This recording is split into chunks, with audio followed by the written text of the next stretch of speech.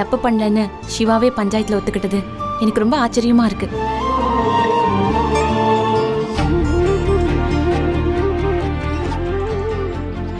நான் கூட ஸ்னேகாவுக்கு ஆதரவா பேசுவாருன்னு தான் நினைச்சேன். உன் உண்மையான அன்பு அவர் மனசை மாத்திருச்சுன்னு நம்புறேன்.